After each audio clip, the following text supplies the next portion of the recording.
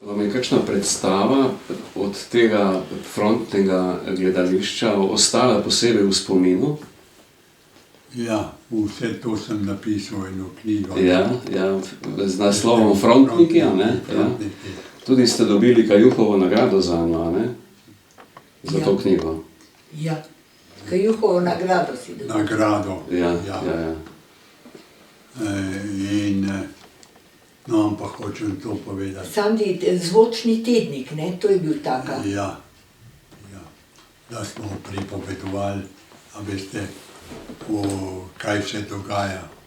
Ne? In smo imeli potem sestavili, imeli smo tudi sodelavce, fante, mlade in dekleta, 9, 6, 8, 9, nas je bilo največ. Ne? Tako kot je četa ali brigada poštila vsakega drugega sodelovati. In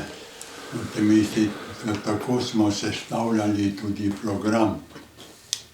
Začeli smo pa s tem, da smo sebe predstavili, ne? Tam, kadar smo nastopili. Če vam lahko zapojem to pesem. Frontno gledališče smo, naš sovražnik je dolgčas, kodar smo in kam gremo. Razjasni se vsak obraz, ker vemo, kako ste radovedni, vam zapojemo.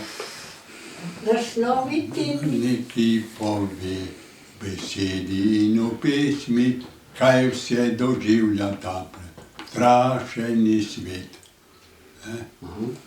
In potem smo prišli z vsemi takimi novicami, kot je bila ena, ki ste ga pa najraje poslušali in se je tudi nam zdela taka bistvena, da se vojne konec bliža, ne. Smo zapeli na vzhodni fronti, je spet ofenziva, že ruski valjar vali se na zapad, pred sabo Švabe bežeče odriva, vso nemško vojsko bo zvrnil v prepad. Potem 45. leta ste pa vi znova prišel v Trst, ne? Ja. Nekako Matej Bor vam je rekel, da pravzaprav vi spadate v Trst in da vi spadate v gledališče, ki ga je treba postaviti na noge. In vi ste to preprosto v Bogu in ste 2 leti gradil tržaško gledališče. Kakšna so bila pa tista leta? Saj ste jih tudi opisal v knjigi, a ne? Ja. Ampak tako, mislim, kako vi se jih spominjate? Ja, veste, strašno rad se spominjam to, veste, koliko ljubezni, koliko pripravljenosti na vse težave, na vse mogoče, tudi na sovraštvo in na vse to.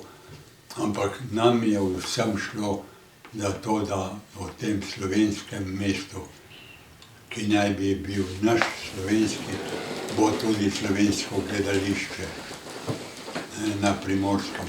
In to je bila velika ljubezen in vse se je delalo za to, da bi to gledališče resnično živelo in dobro delalo. Skromnost je bila velika, plače so bile nizke za vse, ne samo za mene. Samo tukaj v Ljubljani, veste, je bila še moja mama, veste, pa sestra, pa brat. Pa oče. Pa oče, a veste, in sem rekel, čudovito bi bilo, da bi jaz tukaj imel kje. In medtem, ko sem ležal v bolnici, sem tudi vprašal, kako je, če je to možno. In takrat je prišla ponudba z Drame.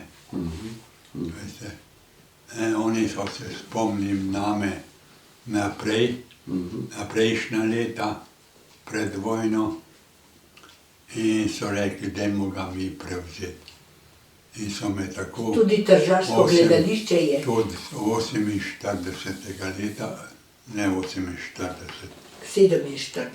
ne, 47. leta. ja, ne, so me povabili, ne pridem v Dramo.